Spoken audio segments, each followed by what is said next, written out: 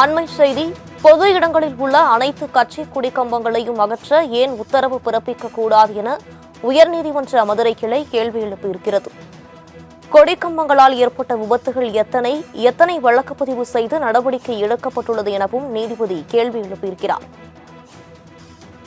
இதுகுறித்த கூடுதல் விவரங்களை வழங்குவதற்காக செய்தியாளர் பாலகிருஷ்ணன் இணைப்பில் இருக்கிறார். வணக்கம் பாலகிருஷ்ணன், விவரங்களை பதிவு பண்ணலாம். வணக்கம் வினிதா. மதுரை விளாங்குடியில் அதிமுக குடிமரம் வைக்க அனுமதி வழங்க உத்தரவிடக் கோரி மனு தாக்கல் செய்யப்பட்டுள்ளது. பொது இடத்தில் உள்ள அனைத்து கட்சி கொடிமரங்களையும் அகற்ற ஏன் உத்தரவு பிறப்பிக்கக்கூடாது என நீதிபதி கேள்வி எழுப்பியுள்ளார். கொடிமரங்களால் ஏற்பட்ட விபத்துகள் எத்தனை வழக்கு பதிவு செய்து நடவடிக்கை எடுக்கப்பட்டுள்ளது? தமிழக காவல்துறை தலைவர் டிஜிபி அறிக்கை தாக்கல் செய்ய உயர்நீதிமன்ற மதுரை கிளை உத்தரவு பிறப்பித்துள்ளது.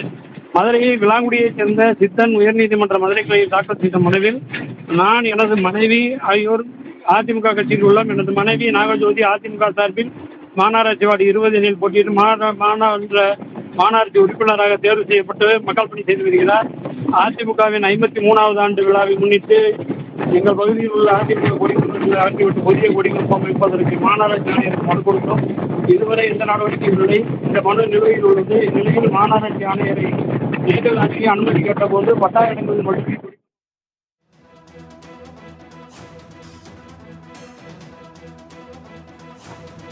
விவரங்களுக்கு நன்றி பாலகிருஷ்ணன்.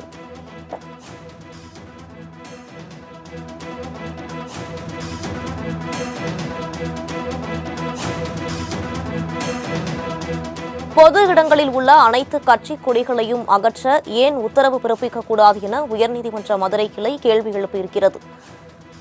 கொடிக்கம்பங்களால் ஏற்பட்ட விபத்துகள் எத்தனை வழக்கு பதிவு செய்து நடவடிக்கை எடுக்கப்பட்டுள்ளது எனவும் பதிலளிக்க தமிழக டிஜிபிக்கு உத்தரவிட்டு உயர்நீதிமன்ற மதுரை கிளை தெரிவித்திருக்கிறது.